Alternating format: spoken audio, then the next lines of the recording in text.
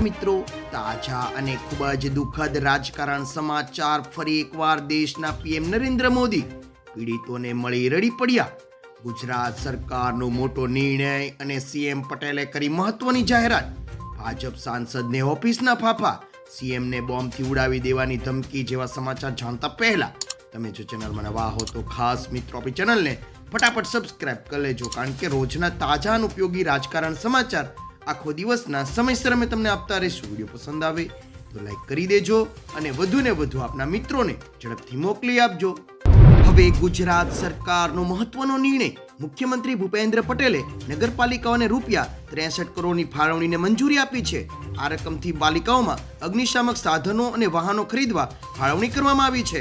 રાજ્યની 54 જેટલી નગરપાલિકા આ રકમમાંથી વાહનો અને સાધનોની ખરીદી કરશે. રાજ્યમાં શહેરીકરણ અને ઔદ્યોગિકરણના વધતા વ્યાપ સાથે વધી રહેલ ફાયર સેફટીની જરૂરિયાતને ધ્યાનમાં લઈને આ મોટો નિર્ણય કરવામાં આવ્યો છે. ત્યારબાદ હવે સાગરખેડુને અપાઈ મોટી ચેતવણી. હવામાન વિભાગ દ્વારા રાજ્યના ઘણા જિલ્લાઓમાં ભારેથી અતિ ભારે વરસાદની આગાહી કરવામાં આવી છે. તો બીજી બાજુ ભારે વરસાદની આગાહીને પગલે માછીમારોને દરિયો ન ખેડવા માટેની સૂચના પણ આપવામાં આવી છે. દક્ષિણ ગુજરાતના અનેક વિસ્તારોમાં રેડ એલર્ટ પણ જાહેર કરાયું છે. સાથે સૌરાષ્ટ્ર, મધ્ય અને ઉત્તર ગુજરાતના અનેક વિસ્તારમાં અતિ ભારે વરસાદની આગાહી કરવામાં આવી છે. હવે ગુજરાતના સુરતીઓ જાણી લો, ગાંધીનગર ગિફ્ટ સિટી બાદ હવે સુરતમાં પણ દારૂના વપરાશ અને વેચાણ પર નિયંત્રણ માટે માર્ગદર્શિકા તૈયાર કરશે. રાજ્ય સરકાર ડ્રીમ સિટી માટે પ્રતિબંધના કાયદાને સરળ બનાવવાનું આયોજન કરી રહી છે, જે વેપારને આકર્ષવા માટે મદદ કરવા માટે મોટી વ્યૂહરચનાના ભાગરૂપે છે. ગૃહ વિભાગ અને અન્ય એજન્સી દ્વારા દારૂના વપરાશ અને વેચાણ પર નિયંત્રણ માટે હવે માર્ગદર્શિકા તૈયાર કરાશે. એટલું જ નહીં મિત્રો, ગુજરાતમાં સીએમ પટેલ સરકારની મોટી જાહેરાત. હવે નાગરિકોના કામ નહીં અટકે. 32 જેટલી સિટી સિવિક સેન્ટરની મહીસાગર જિલ્લાના બાલાનીસોર ખાતેની ભેટ આપી હતી. નગરોમાં વસતા નાગરિકોને મ્યુનિસિપલ સેવાઓ એક જ સ્થળેથી સરળતાથી મળી રહે તેવો citizen centric service ease of લિવિંગનો આશય છે. આ સિટી સિવિક સેન્ટરની સ્થાપનામાં રહેલો છે. ઓનલાઈન સુવિધા સરળતા મળે તે માટે વન સ્ટોપ શોપ તરીકે આ સિટી સિવિક સેન્ટર કાર્યરત કરવામાં આવ્યા છે. ત્યારબાદ ગુજરાતના ગાંધીનગરના સ્થાપના દિનની ઉજવણી. ગુજરાતનું પાટનગર અને હરિયાળા શહેર તરીકે ઓળખાતા ગાંધીનગરના 60મા સ્થાપના દિન નિમિત્તે ગાંધીનગર મહાનગરપાલિકા દ્વારા પંચામૃત કાર્યક્રમનું આયોજન કરાયું હતું, જેમાં સેક્ટર 30 વૃંદાવન ગોધામ ખાતે ગોપૂજન કરી ગાયોને ગોળ તેમજ ઘાસચારો આપવામાં આવ્યો હતો. તે બાદ મ્યુનિસિપલના હોદ્દેદારો નગરજનોએ એકસાથે 60 જેટલી આંગણવાડીમાં જઈને કેક કટિંગ કર્યું હતું. આ ઉપરાંત મિત્રો તમને જણાવી દે કે ગુજરાતના સુરતમાં સાંસદ બન્યા બાદ પણ ઓફિસના ફાફા. ભાજપના ઉમેદવાર મુકેશ દલાલ બિનહરીફ રીતે લોકસભાની ચૂંટણી જીત્યા બાદ સાંસદ બન્યા છે.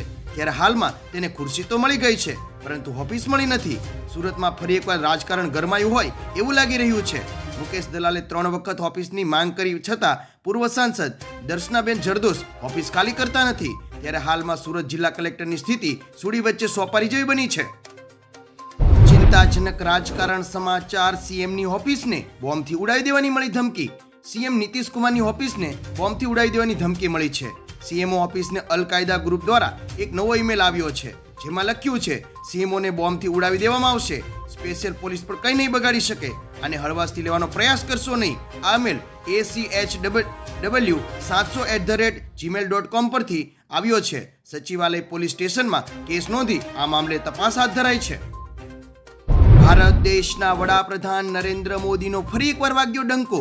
વૈશ્વિક ફર્મ મોર્નિંગ કન્સલ્ટન્ટે નવા ડેટા જાહેર કર્યા છે, જેમાં 8 થી 14 જુલાઈ વચ્ચે સર્વે કરાયો હતો. ડેટાના આધારે તેમણે વિશ્વના લોકપ્રિય નેતાઓની યાદી જાહેર કરી છે. ફર્મની વેબસાઇટ મુજબ રેટિંગ દરેક દેશમાં પુખ્ત વયના લોકો વચ્ચે કરાયેલા સર્વે પર આધારિત છે. જે અનુસાર પીએમ મોદીનું એપ્રુવલ રેટિંગ 69% છે, જે વિશ્વના નેતાઓમાં સૌથી વધુ રેટિંગ છે. ત્યારબાદ મેક્સિકોના રાષ્ટ્રપતિ 63%ના એપ્રુવલ રેટિંગ સાથે બીજા સ્થાને છે. આગળના દુઃખદ સમાચાર. પીડિતોને મળી યોગીના મંત્રી રડી પડ્યા. અયોધ્યા ગેંગરેપ કેસમાં આરોપીના મકાનો તોડી પાડવાની કામગીરી યોગી સરકાર દ્વારા શરૂ કરી દેવામાં આવી છે.